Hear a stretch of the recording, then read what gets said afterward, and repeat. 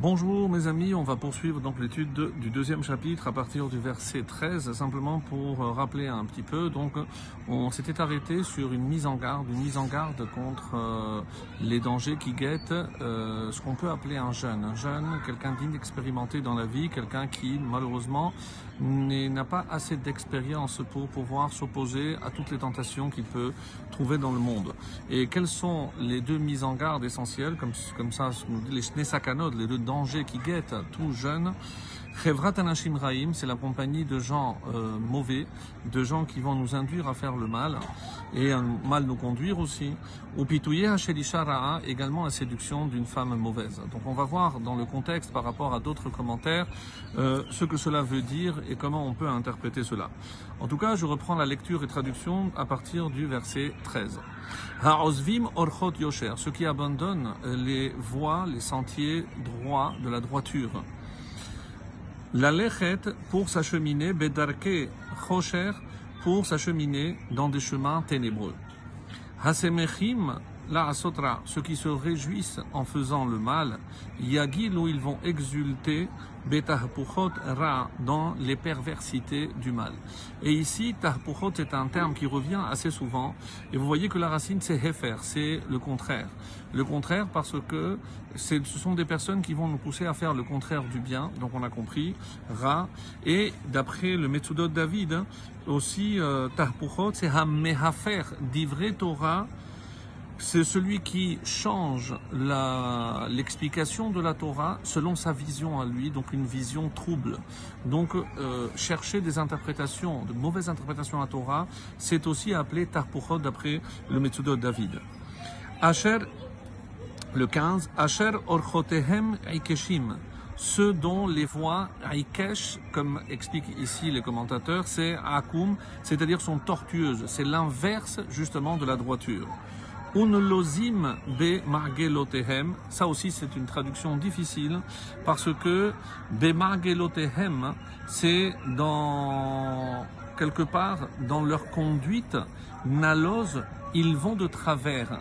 Ou comme certains expliquent, margelot, c'est aussi celui qui tourne en rond. Mahagal, c'est un rond, et donc dans le sens de sentier, et nelozim, c'est plein de détours. C'est-à-dire des gens qui vont perdre le temps parce qu'ils vont s'arrêter à chaque fois qu'il y aura une tentation, ils vont se dévier et ils vont continuer à tourner en rond. Leatilecha meisha zara. Pour te sauver, meishara zara, d'une femme étrangère. Donc on va expliquer ce que c'est une femme étrangère. Minochriya amarea hechlika. Donc c'est ici nochriya, si on a déjà dit, donc il faut traduire d'après les commentaires, essentiellement basé sur le Malbim et le Rashi, c'est la femme d'autrui. Donc dont les paroles hechlika, c'est chalakim, c'est doux, c'est mielleux, donc dont les paroles sont flatteuses, parce qu'elle essaye évidemment de t'attirer.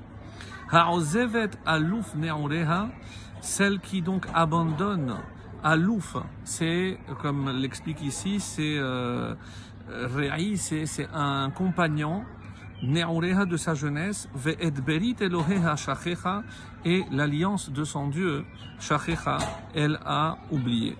Alors, on ne comprend pas ici tout à fait le sens profond de ce que ça veut dire.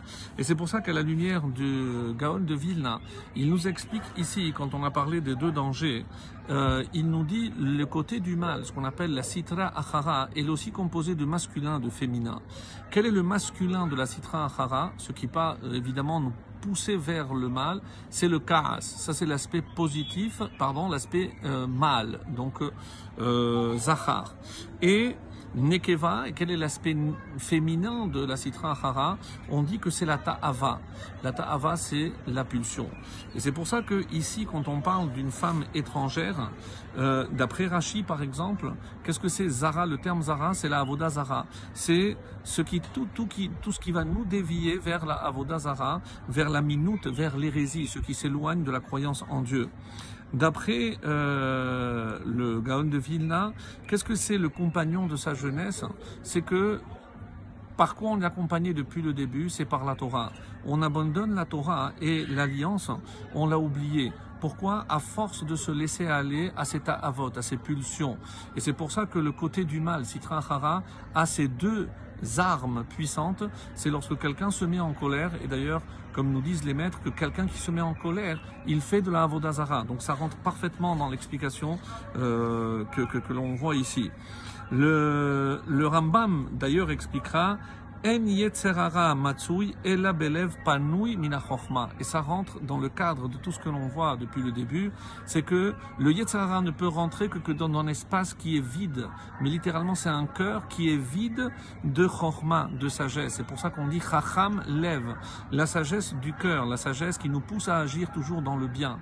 Et lorsqu'on n'a pas cette sagesse, donc c'est le yetzerara qui va prendre le contrôle de notre corps. Et c'est pour ça que malheureusement, donc comme cité par le Malbim, et c'est donc Rambam dit qu'est-ce que c'est justement ce cœur? Si il n'y a pas la sagesse, il y aura la ta'ava, la pulsion qui nous poussera vers le mal. Et c'est pour cela qu'il faut faire extrêmement attention et remplir le cœur de sagesse. Excellente journée.